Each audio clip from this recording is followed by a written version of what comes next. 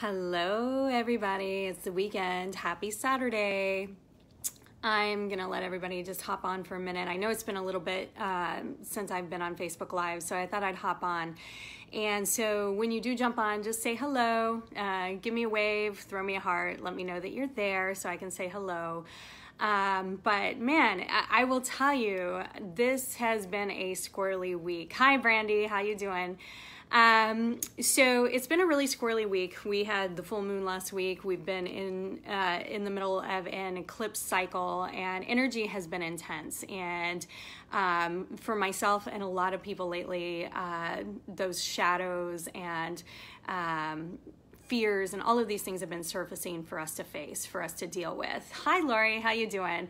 And so for those of you, if you're just hopping on for the first time, I'm Angelique Renee. I am a holistic beauty and wellness expert, women's self-care coach, and licensed esthetician.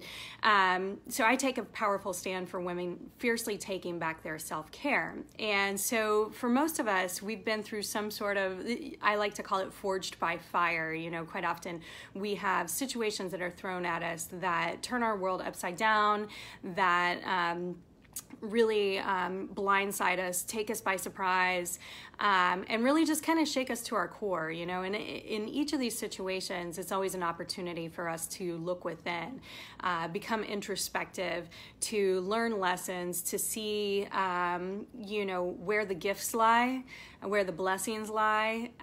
Hey, John, long time no see. How you doing? Thank you. So, you know, I'm not the only person that's experienced this, but many of us who have been through relationship challenges or divorce and things like that, you know, so often, and one thing that I like to tell my clients is that as a method of self-care, it's not just about taking care of yourself and doing aromatherapy and getting a massage and things like that, but at a soul level, we really have to look at areas in which we're giving away our power. If there's things that we're holding back, things that we're not saying, or I'll use myself as an example. There's times where I have gone to a person, I'm a really good communicator. That's one of my strengths. I've always been the type of person just to lay all my cards on the table. I'm very transparent. I'm an open book because I just figure that's just the easiest way to live life. And if you're living life in integrity and if you're honest, that shouldn't be a difficult thing to do. You just kind of, you're open, and I just always assumed if I'm open, then that'll create a safe space to allow other people to be open. Not everybody communicates in the same way, though, and in some cases, I'm such a good communicator. Some people who are not communicators might find it overwhelming, the amount of communication that I give. But I always figure, you know, it takes out the guesswork. It makes things a little bit easier. But you know, the situation I found myself in, looking back, going through some relationship struggles and things like that, is that there's been a pattern that emerged of something coming up where I will look at the person and I'll say, hey, I'd like to be in integrity. This is something that I'm questioning.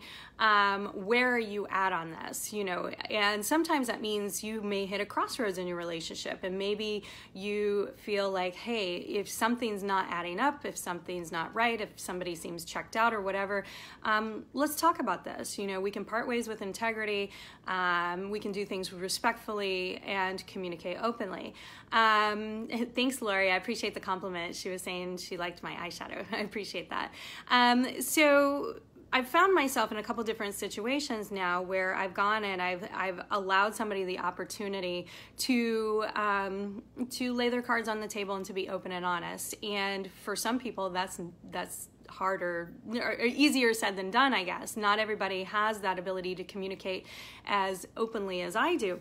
And what ends up happening is if they are not capable of being that person that speaks their truth, then it kind of leaves the relationship in limbo to where I'm kind of putting the ball in their court. And because I'm the type of person, I figure I love hard. I love deeply. If I give my heart, I'm going to love you unconditionally with all your quirks, all of your eccentricities, all of your, you know, whatever that may be. And I've always figured that with good communication that you can navigate through things. And of course, I also believe if you're holding back and you're not telling somebody, if there's something maybe that doesn't sit well with you and you're withholding that, you're doing both of you a disservice, because how can somebody learn and grow if you don't bring something to their attention? Maybe there's some subconscious programming going on that they're not aware of, and if you bring it to their attention, maybe they'll, if they're in consciousness, if they're a conscious human being, they'll take that to heart and look at ways to work on that, to redesign that, to restructure that, reframe that, and change that. So what ends up happening though is that when you kind of leave things in limbo and even if things, and you always have to trust your gut, if you've brought something to someone's attention and they're not, and they say, no, everything's okay, everything's fine, you're worried for no reason or whatever, and it's still not sitting well with you, you have to be able to come to a place of resolve where you yourself can say, this isn't working for me, especially if you have to have that conversation more than once. Because what ends up happening is that if things are not going well, then you kind of prolong your suffering. And then that leaves more room for things to deteriorate. And so, my first recommendation as a self-care tip would just be to, just not give your power away. Don't leave it in somebody else's court. If you're not receiving the attention that you deserve, the love that you deserve, the nurturing that you deserve, the time that you deserve, if you're not receiving these things, you need to be vocal about that. And if you have to have the conversation more than once, you need to know that you are worthy and deserving enough to have those things. And if you're not receiving them, then you need to come to a place of resolve where you know when it's time to let go. And that's kind of a segue to my next point also, because what happens so often I see in, hey Kama, I'm not sure if I'm pronouncing it correctly, but I love your page. I've been keeping track of you, so thank you for joining me. So, when it comes to letting go, sometimes things go awry, sometimes things deteriorate. And one of the things that's anguishing is when you're not getting the answers, when you know in your intuition, in your heart, in your gut, things are not right, but you're kind of being strung along and letting go. And sometimes you may get the answers and sometimes you may not. But the thing is, there is that point of time where sometimes you want the confrontation just to be able to clear the air, maybe give somebody the opportunity to come clean, to be honest, whatever that may be. And sometimes we may speak in anger. I am so laid back and so easygoing. It is very difficult to really make me angry. So if you do see that side of me, you have usually either lied, cheated, stolen, betrayed me, something like that, just because I'm very understanding and very conscientious. I'm never one to accuse. I always will ask questions. I will always listen. I will always try to understand. But if we get to that point where you actually see that, like, I'm angry, you've messed up. So the thing is though, is I'm the type of person, I don't hold grudges. I mean, I won't forget, but I'll say what I have to say. I'll take the time to process, but then there's that pivotal moment where it's like, okay, we have closure. It's time to let this go. It does not serve me to sit in anger or in bitterness. And one of the biggest trends that I see a lot of times, especially when people intertwine their households, their finances, things like that. And especially when agreements are made, if somebody is not in integrity and has not been holding up their end of the bargain in other areas, you might be hard pressed to get them to hold up their end of the bargain when it comes to financial responsibilities and debts and things like that. So one trend that I often see is women really holding on to, I'm going to get him, I'm going to make him pay, he's not going to get away with this, these types of things. And in reality, you're creating your own shackles. You're creating your own prison. So letting go means really letting go. And sometimes you have to cut your losses. Like, I've seen situations where 4 years after somebody's divorced, they're still dragging through court over like $3,000, and I'm like, you are maintaining that soul tie and that connection, holding somebody else hostage, holding somebody else captive, you're really holding yourself hostage. By not dissolving that hook and that cord and just really allowing things to be, sometimes we just have to take personal responsibility and say, look, I chalk it up to making a bad decision. It was a poor judgment call on my part. I'm going to eat it, lesson learned. And so to see that sometimes people, they will fight over money, a couple $1,000s, a few $1,000s. And yes, to some people that is a ton of money.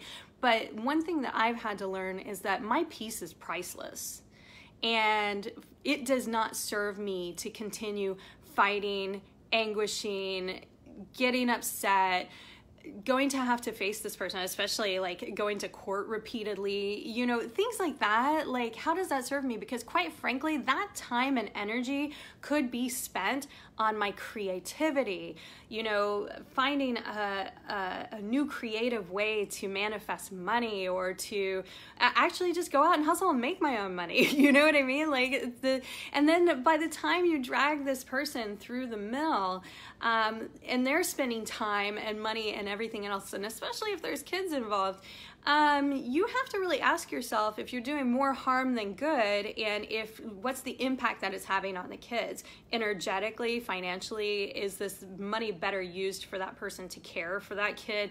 There's a lot of things, and I just see sometimes people get so bitter and so vengeful because somebody has been dishonest with them or betrayed them, and by you keeping that cord of trying to hold somebody financially accountable for a certain amount of money and then letting it drag on for years and years and years, that's a lot of time and energy spent. And there's a few things, and bitterness and anger, that also can manifest as illness, but there's a lot of those things that it's not serving you. It's not serving you well. So there's some times where you just have to chalk it up to bad judgment. You just have to bless the lessons. Looking back, you have to think about, what could I do differently? What am I going to do differently in the future? If you're going to let go, really let go. If you're going to cut ties, really cut ties, and I guarantee you, if there's somebody out there that's not living their life in integrity, I can guarantee you, hey, Jamie, how you doing? Hi, Donna. Hi, Dwight. I can guarantee you, if somebody's not living their life in integrity, they're creating their own prison. They're creating their own chaos. So therefore, I don't need to be the punisher. I don't need to be the person that's executing justice on another person because they hurt me or anything like that. It is, they are living in their own storm of chaos. And there has been more than one time where I've stood in front of somebody that was not in integrity in our relationship, and I see them in their brokenness. I see how their poor decisions bankrupt them morally, spiritually, financially. And the truth of this matter is that I don't need to be the judge, jury, and executioner. What I need to do is set them free, because this is their life lesson. This is their karmic path. And what I can do for myself as far as sacred self-care goes is to let them go, to cut those ties, to send them unconditional love and hope the best for them. Because, I'm such a compassionate person. Even when somebody does hurt me, if I see them in their brokenness, it breaks my heart. It really, especially when you know what potential they have and what they're capable of, and watching somebody self-sabotage and self-destruct right in front of your eyes, that's their stuff. That's not mine. And so you look back, and sometimes we don't always understand what's happening. It seems like my life always kind of gets turned upside down when I am on the verge of my next phase in up-leveling my life and in evolution. So sometimes the timing, you don't know why things are unfolding the way they are. All you see is your pain.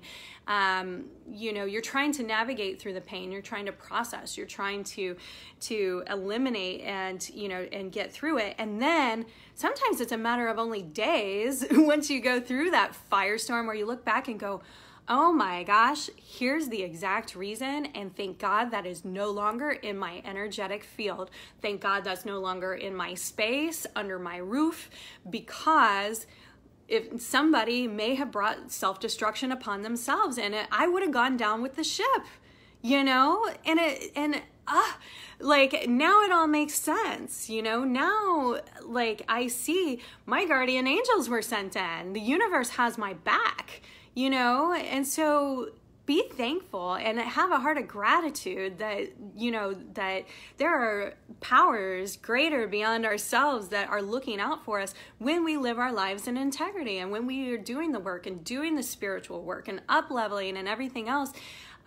So, you know, like, all we can do is take personal responsibility for our own journey and just send someone off in love. And I can't tell you how many times I've had girlfriends call me that have been divorced or have had, you know, drama with their kids' dads and everything else. And I just see them constantly fighting year after year over money and financial things and everything else. And then, you know, even when you talk to them, they keep revisiting these stories. And if you've ever read Eckhart Tolle, one of the things that he talks about is attaching to the pain body. How we create these stories, and then we attach and label emotions to them, and then we hold on to them, and then that becomes our identity, and then that's where we claim victimhood. You know, I can't believe this happened to me. I can't believe he treated me this way. I can't believe that he hasn't done this, or, you know. And so this kind of goes to my last point. We often see the potential in people, and it's really hard because, you know, they always say don't fall in love with the potential of people. You see people's gifts and talents, and you know what they're capable of. Sometimes you try to help, you try to support them, you try to love them, and not everybody is in a position to receive it. And you can only hold a vision of someone, powerfully hold like a sacred space and a vision for someone for so long before you have to let go, because if they don't see it for themselves, then you can only hold that space for them for so long, you know? And so that's where the compassion and the forgiveness comes in. I learned a compassion exercise years ago that very much one of the things it stated is, you know, when you bring somebody into your mind and you bring them into your field, somebody that's wronged you, somebody that's hurt you, you can realize we are all placed on this planet to learn about this thing called life. And nobody hands us a handbook for life. And so this person is trying to learn about life just the way that I'm trying to learn about life. And sometimes you can choose the path of enlightenment, you can choose the path of education. Some people choose the path of pain. And if that is their path, you've just got to realize that's their life lesson. We're all born into this world with specific strengths and weaknesses and skill sets. And, you know, our purpose on this earth is spiritual correction, to become more like Christ, more like God, right? So, in our challenges, in our brokenness, we can only correct ourselves. And sometimes there's people out there that have to make mistakes repeatedly in order for them to have their life experience. You know, sometimes people cross our paths to, you know, teach us lessons, and then it's time for them to continue on their journey, and our journeys go in different directions. So that's where the forgiveness comes in. And when somebody has wronged us and somebody has hurt us, I think one of the biggest self-care tips I've learned is that we have to learn to forgive ourselves. Often we get upset, and the anger that we project towards another person is anger that we didn't see it coming, anger that this person didn't turn out to be who I thought they would be, anger that I had a bad judgment call, anger that I allowed them my space, allowed them to treat me this way, allowed this to go on for so long. You know, we often hold on to things way longer than we should, you know, writing on hopes, wishes, and prayers. And so, you know, in that, I have learned to have to forgive myself for allowing myself into a relationship where somebody didn't turn out to be who I expected them to be. and hope that they can forgive me for placing projections on them to expect them to be somebody that they're not capable of being. You know, sometimes we have this illusion or this vision for somebody else of who they are and what they can do and everything else. And if they're not ready to step into that best vision and version of themselves, then forgive them, but also forgive yourself for having expectations or placing expectations on somebody that they could not step into and not fulfill. And that doesn't necessarily mean that they're the worst person on the planet and that they're horrible. That just means that maybe, just maybe, that vision that you held for them was just not, even though they may want it. Sometimes they may try. You know, we may go months or years where they try to, you know, be the best that they can possibly be. And then at some point, if it's not their truth, if it's not in their soul, if they're not ready to accept themselves and that best, biggest, brightest version of themselves, then that's okay. You know, you've got to release them with love and just understand. So, you know, self-forgiveness is a big thing. And then forgiving the other person for, you know, just for not being who you thought they would be, but forgive yourself for projecting on them, you know, that you think they were going to be a particular person and they weren't capable of stepping into that. And one of the common themes that keeps coming up for me is that because of, my constant growth and development and, you know, evolution, more than one time I've been told that people either felt like they were in my shadow or they couldn't keep up, or that I'm destined for great things, but they didn't see where they fit. And let me tell you, ladies, if there's somebody in your life telling you that you deserve better or I don't see where I fit, you know, we could sit here and talk about their self-worth issues and all of those kinds of things, but, you know, take it to heart. You know, if they don't see that vision for themselves, then, you know, then maybe it is time to release with love. And sometimes people struggle to speak their truth, and then that's where they self-sabotage or sabotage the relationship. It's not always a reflection of me. Sometimes it's just a reflection of what they're going through. And some people are so blinded by their own pain. You know, it goes back to that other saying, you know, hurt people hurt people. And if they're suffering and they're in pain, they're not thinking about necessarily inflicting pain on you. They're thinking about escaping their own pain, you know, because so often I've seen people sabotage relationships just because they're trying to run away from themselves and run away from their own pain, that they're in their own ecosystem. You know, and they're not thinking about the fallout and the repercussions of what's going to happen if they're not in integrity. Or sometimes people don't think they're going to get caught if they're not in integrity, you know. So I would just say this, you know, in the future, and this is where the lessons are learned. So I was in a relationship where, you know, I spent almost 16 years with one man, constantly giving my power away, constantly leaving the ball in their court and everything. And you look back and I'm like, gosh, like I hung on for so long, you know, like when I love hard. And then you get burned again in the future in other relationships. And then you're like, hey, you know what? I'm just thankful that the red flags go up sooner. I'm learning quicker. I can choose differently.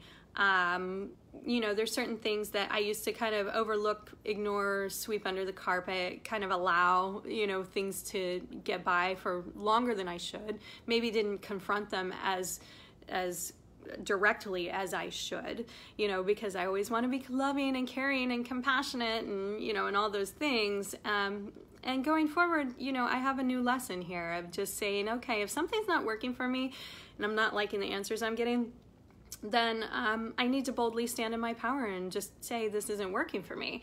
Let it go. You know, and I'm not going to chase after somebody just because they floundered on their financial agreements. Doesn't serve me.